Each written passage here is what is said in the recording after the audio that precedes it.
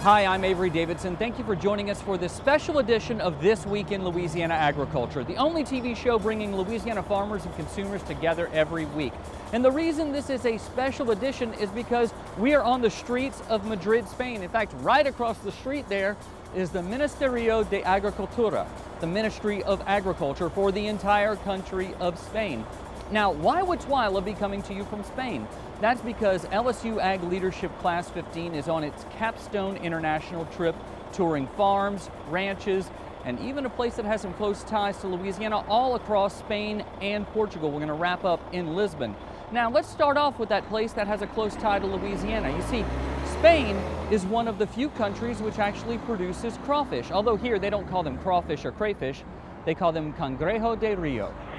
The rice fields around Isla Mayor in southern Spain look a lot like those found in southwestern Louisiana. And just like in Louisiana, these fields are home to the Louisiana red swamp crawfish. Found in the middle of those fields is Alfocan, Europe's #1 processor of crawfish. LSU Ag Leadership Class 15 dresses in special blue garb to tour the processing plant. Aaron Lee is a member of the class and raises crawfish in Vermilion Parish. While we were not allowed to bring cameras inside, after the tour, Lee gave his observation. You know, it's essentially just a peeling plant, very, very stringent on cleanliness. And very strong on output. Alfocan processes more than 4.4 million pounds of crawfish every year, and all of it is wild caught. That's because the rice farmers may own the land, but once they flood their fields, the water is public. That means anyone can come on their land and trap crawfish. We consider it wild caught here because there is no repopulating. So the figure of the farmer is different than the fisherman.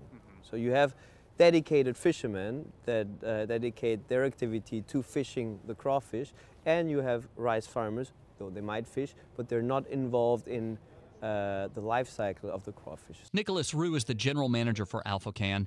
He says crawfish leave this building either as processed tails, boiled whole, and then frozen, or frozen in a special wine or dill sauce, popular in some countries. We have entered and opened very demanding markets over the last couple of years. Rue says this is the breakdown of exports. 50% of the processed crawfish goes to countries within the European Union, and the other 50% goes to the United States. Those statistics bother Lee. I'm really not a fan of any foreign crawfish coming into the U.S. market. I mean, that's money in my pocket. That's market share that they're taking from me personally. You know, that's why, you know, things like that hit closer to home to someone like me, because that's my livelihood. You know, so any outside factors that we have affects me personally. Spain's #1 crop? Olives. In fact, Spain is the #1 producer of olives in the world. A lot of those olives get pressed into olive oil, which you and I enjoy on our tables every day. And one of the places where they make a lot of olive oil is here at Oleo Algaides. Let's go see how they do it. This is where your olive oil starts. Olive trees dominate the landscape in Spain. In some places, there are olive trees as far as your eyes can see. In the area around Villanueva de Algaides, farmers grow 3 main varieties of olives: Hojiblanca, Picual, and Arbequina. Spain is the biggest producer of olives in the world. Some of the trees you see across the country are old, dating back more than 2,000 years. Most of those olives grown in Spain are used to make olive oil. Oleo Algaides makes between 5,000 and 10,000 metric tons of olive oil every year. The process starts here, where farmers bring their olives. The olives are then washed, cleaned, and sorted. The olives that we receive daily must be processed in not more than 24 hours. The olives then go into the mill where they are crushed. The oil that comes out during this process is sold as extra virgin olive oil. Here you see the olive oil coming out. It will then go into a centrifuge, which will further clarify it and remove the solids. The spent solids, called pumice, can be pressed again and refined. However, that olive oil does not get the extra virgin label. It is sold as olive oil or refined olive oil. You might wonder, who decides how to label olive oil and then checks to make sure what's in the bottle is what's on the label? That is where the International Olive Council comes in. Made up of 14 members, including the European Union, the International Olive Council monitors olive oil sales, aids in research, and even works to promote the consumption of olive oil. So, who uses the most olive oil in the world? Us. And by us, I mean the U.S. Before it goes into the bottle, the olive oil is stored in these tanks. Each one holds a truckload of olive oil. For the Spanish, olive oil is not just a commodity, but a source of pride. Of course, we are very proud, very, very proud. We are the first country produced in the olive oil production, and this region is the first region in Spain.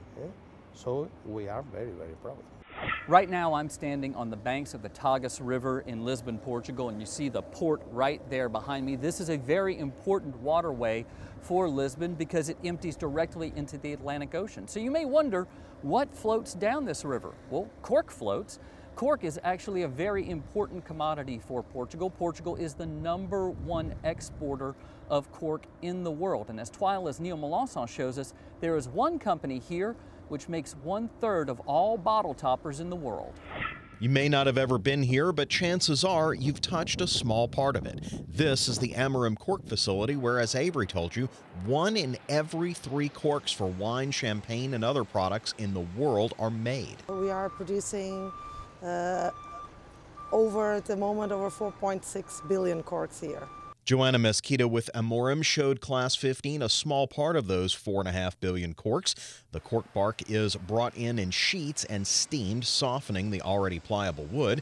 It's then separated by both thickness and grade. Here you can see the various grades of cork, with the best being blemish-free. Finally, the cork is punched out of the bark and into these little round segments, which either become champagne stoppers by gluing 2 or so together, or they're shredded for wine corks. However, before all of that can happen, it has to start here, in the cork forest outside of Evora. Mesquita says Amorim recognized just how valuable their partnership with farmers was, and today works with them hand in hand. More and more it became a partnership. We discovered with time that you cannot separate the two things.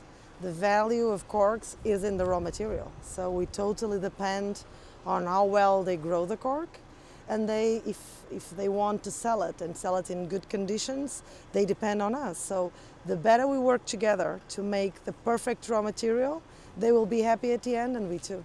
If you look east from Evora, you'll see a lot of brown mixed in with the green. That's a lot of arid region of Spain. And further south in Africa, you'll see a literal thin green line separating it from the Sahara Desert. A lot of that is cork trees. It's also a thin green line for agriculture as well. For the whole area around Portugal, Spain, France, Italy, and north of Africa, where you find the raw material. And this has an impact from an environmental point of view that affects the whole world. From a social and economical point of view, really these areas. You have a lot of people depending on this type of job.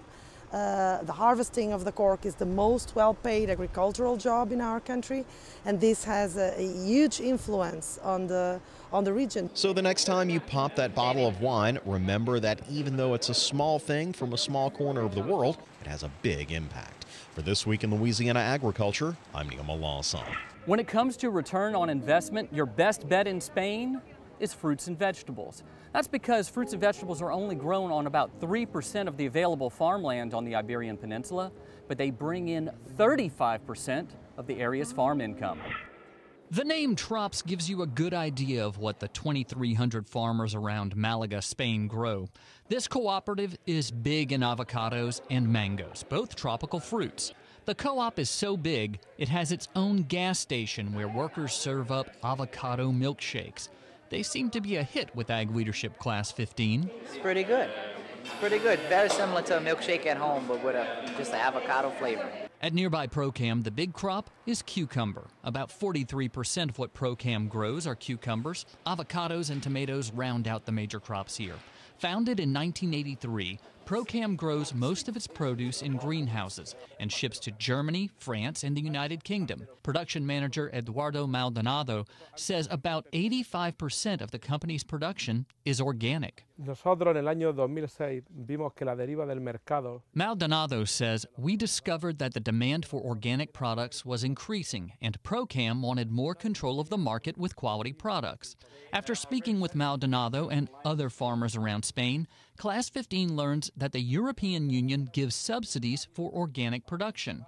For growers at Flor de Doñana and Huelva, Spain, Organic production is not just a choice, it's a necessity. Flor de Doñana grows fruits and vegetables right in the heart of Doñana National Park. It's also where LSU Ag Leadership Class 15 member and produce farmer Casey Luckett gets to see one of her favorite crops. Yay! Strawberries.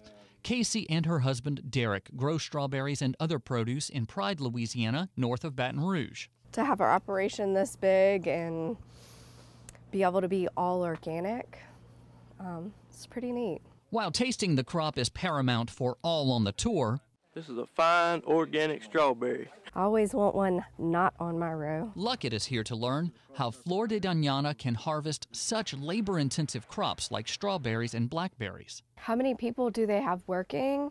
Are most of them women or men? En temporada máxima podemos tener unos... Technical and quality manager Alba Ramirez responds by saying that of the 300 or so workers on the farm, 85% are women. She says that's because women are more gentle with the fruit. The workforce is also local. Spain is coming off of a major recession and still has nearly 20% unemployment. That's quite different from Luckett Farms, where the majority of the workers in the field are men and come from Mexico. They don't have as much of a labor challenge as us. It seems like they're able to find local labor who are willing to do the work. Which we're not at home. After a healthy helping of knowledge, it's back to the rows of strawberries for another taste. Cheers. Bueno, very good. That one was good. But how does this Iberian strawberry compare to one from Louisiana? Pretty good, but mine are better. Still to come on this special edition of Twila from Spain and Portugal, we find out what all the buzz is about here in Spain. Of course, I'm going to be talking about bees. Plus, Neil Melanson tells us about a drink that always makes him think of his wife. Stay with us.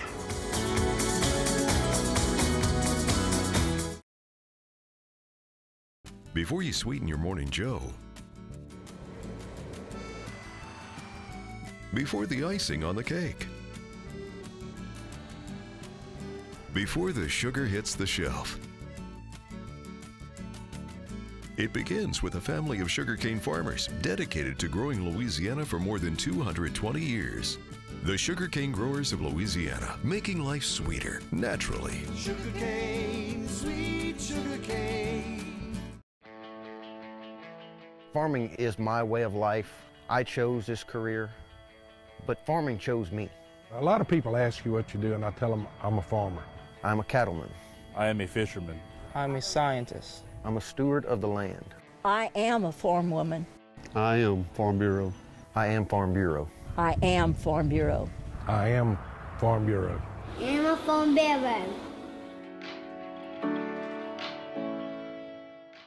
I now hope they're fighting today. I hope they are. Put a Dorito on here.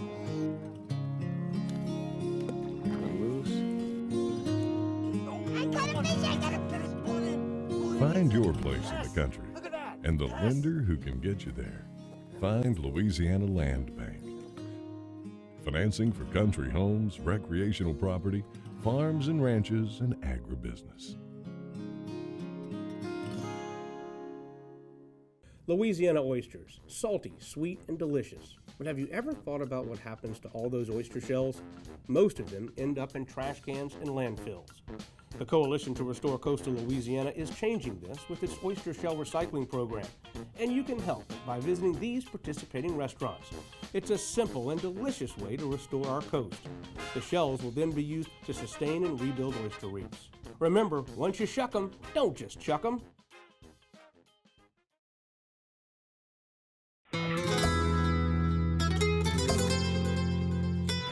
Thank you for sticking with us on this special edition of Twila from Spain and Portugal. I'm in probably the most beautiful spot that we've stopped yet. This is the balcony of Europe, and it is right on the Mediterranean Sea. Sergio Sanz is providing the great sounds that you hear right there. He's got a CD that he's selling to folks as they walk by, and the scenery, I mean, the rocks, the houses, the water, everything is just absolutely gorgeous. I don't know that I'm gonna come back to Louisiana after being here because the weather is absolutely perfect. But you know what else is perfect around here? the horses. The Pura Raza Española is a breed of horse that is indigenous to the Iberian Peninsula. Now, you probably know it as the Andalusian horse. It's been a breed here since the 15th century, and it is still riding strong in the 21st century. It's known as the Pura Raza Española, the pure Spanish horse. Its gentle characteristics make it prized, and early Romans identified it as an ideal war horse because it took instruction so well. Here at the Aguada de la Cartuja, they've been breeding them on this property since the 15th century. Set in the hills outside Seville, this Carthusian monastery has records on this horse breed from that time. This is the monastery's original brand, in fact. Patricia Sabajas, head of PR for the now government-run facility, said in all this time the Cartuja lineage of Andalusian horses haven't changed in genetics or temperament. It's easy to train. It's true that it's not suitable maybe for jumping or running, but for someone who wants just to ride for pleasure, it's perfect. It's very obedient, very charming, and it's a easy learner. This is a typical Andalusian, gray color with shorter legs than most American thoroughbreds. Here you can see the modern brand of the Aguada facility. These horses are also known for their luxurious manes and beautiful dappled coats. It's very much humanized, we would say. And it's specifically because of the character, not only because of the physical beauty and the compact of the form and the balance. It's mainly because of the character. So how much for one of these that really isn't a racehorse? Well, they've been sold as much as 5 million euros. Yeah, that's about 6 million in the U.S. Still, many horses go for much less than that, of course. There's about 280 head here at the Aguada School, including this one that was literally born yesterday at the time of the shooting. They're kept penned up only until the foal gets a little stronger. Self-sufficiency here is part of the deal. We grow our own food. We try to be as self-sufficient in that matter as possible. We grow different types of like hay, alfalfa, and we have some part of the farm is to pack and use it later on, and some part of the farm is to graze in freedom on different stages of life on different paddocks. So while you may not be seeing these horses at the racetrack anytime soon, they are unforgettable characters that charmed many in the ag leadership class, and me as well. For This Week in Louisiana Agriculture, I'm Neil Malasson. Farmers in Spain and Portugal would not have successful fruit and vegetable crops were it not for successful pollinators. Now, obviously, pollinators, I'm talking about honeybees. On this trip with LSU Ag Leadership Class 15 are 2 Louisiana beekeepers who give their perspective on an apiary we visited on the Iberian Peninsula. The hum of buzzing insects may make some people turn and run away, but for Louisiana beekeeper and member of LSU Ag Leadership Class 15, Amy Weeks, it draws her in, well, like a bee to a flower. It's already very different from home. Weeks, along with other members of Class 15, are at the Cortesano Honey Ranch south of Seville. This apiary has about 2,000 hives. The bee bumbler himself, Randy Fair, is an alum of the Ag Leadership Program and is along for the tour. He's here to learn about the challenges Spanish beekeepers face. Beekeepers are all the same. We love our bees, we love our honey, we want to do the best we can for them, but each country has a different problem. Right now ours is the small hive beetle. Here they mentioned the wasp that we don't have yet. Other countries have a giant hornet that can just decimate a hive. And I'm glad we don't have that either. But it seems like just about all of us have the varroa. #1 decimator, killer of the beehives in the world. Weeks is noticing some of the differences. Like the rosemary the beekeeper adds to the smoker. Beekeepers use smokers to make bees less aggressive. I've heard that some herbs do have a more calming effect on the bees, so maybe it does. But what they put in their smokers is just one small difference between American and Iberian beekeepers. They have a different race of bee, so that bee itself is managed a little differently. They have a smaller colony, so we can collect more honey from our bees because we breed specifically for special traits, and the Italian bee itself makes more honey, and they use the Iberian bee, which looked like a smaller nest cavity. So, and they weren't selecting for specific traits. That really surprised me. I thought they would do more picking and selecting. That could change because Iberian beekeepers are noticing less honey from these bees. I wasn't surprised, though, when he said that honey production was half now what it was 10, 15 years ago, because ours is too. And they're attributing it to pesticides. And I agree, partly pesticides, but in the U.S. it's also loss of floral sources, habitat for pollinators, and also the varroa mite. I mean, they're decimating our bees. And they have them here. What the beekeepers at the Cortesano Honey Ranch also have is a thriving agritourism business, complete with a restaurant and gift shop. I like the way they incorporate more education into their whole business plan. I thought that was really smart, and if there's room for it, why not do that? Want to know why I love this job? Because I get to go on a trip to Spain and Portugal and stand in one of the coolest places I've been yet. I'm on a rock overlooking the Mediterranean Sea. You can hear the waves. I'm getting hit with the spray, and I'm right under the balcony of Europe. How cool is that? And in this precarious position, I'm kind of glad I haven't had too many glasses of the Spanish wine, but after sampling more than a few, I can assure you it's quite tasty. But there is a fortified wine that originates from Spain, mostly used for cooking, but all of it starts with white grapes from southwestern Spain.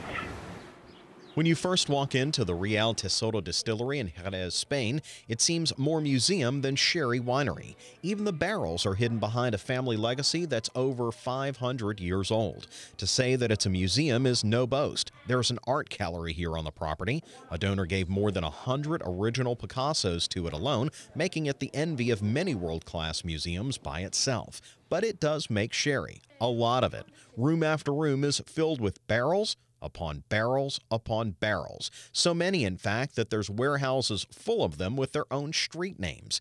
Sherry, like most wines, is more valued the older it gets, and some of these in the main rooms date back to the 1920s. For far longer, though, Real Tesoro has had a relationship with the farmers who bring them their grapes. You can see it mixed in with the barrels and bottles here, old pictures showing a time when farmers brought them in from mules and wagons. Here in the modern era, sherry is at least made in the same way that it used to be. So we increase the alcohol content, we kill the yeast, and produce the oxidation process. And that's it. Class 15 got to taste 3 different kinds, from dry to very sweet. Class member and sugar producer Steven Simino said he got a taste of home from it. This one actually tastes like Steen's syrup. That's the flavor I'm getting. It's a sweet, sweet, molassesy flavor. Classmate Aaron Pierre agreed, saying he noticed it in the air when he first walked in. It was a strong aroma of just fine smelling wine. It was good. It was like heaven. Sherry's sweet taste is generally seen as a digestif or after-dinner drink, but it certainly pairs well with both the taste and culture of Spain. For This Week in Louisiana Agriculture, I'm Neil Lawson. Still to come on this special edition of Twila from the Iberian Peninsula, why is it important for ag leaders to travel abroad? We'll show you right after this.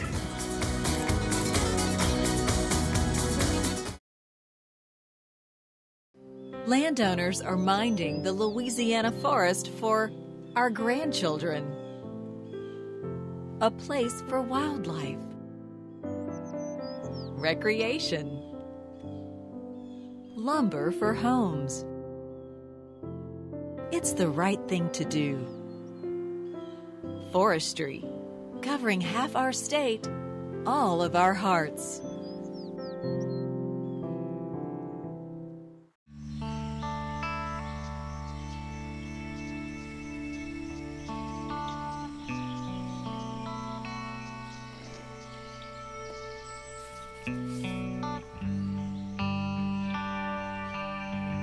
This is the moment I knew his future had no boundaries. There are some moments only the forest can inspire. Find yours at discovertheforest.org.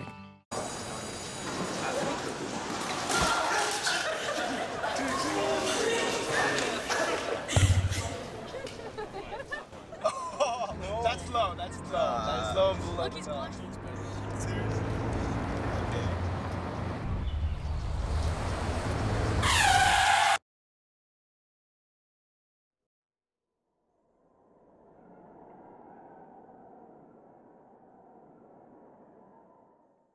I am a giant panda bear, loving bamboo. I almost went extinct, but I'm not because of you. I am a grouse when I almost was too. If it wasn't for the help of the San Diego Zoo. Help Bravo could join us. Save a desert tortoise. We need your help to bring species back, so bring us back from the brink of extinction. Bring us back from the brink of extinction. Bring us back from the brink of extinction. Bring us back from the brink of extinction. And desert tortoise.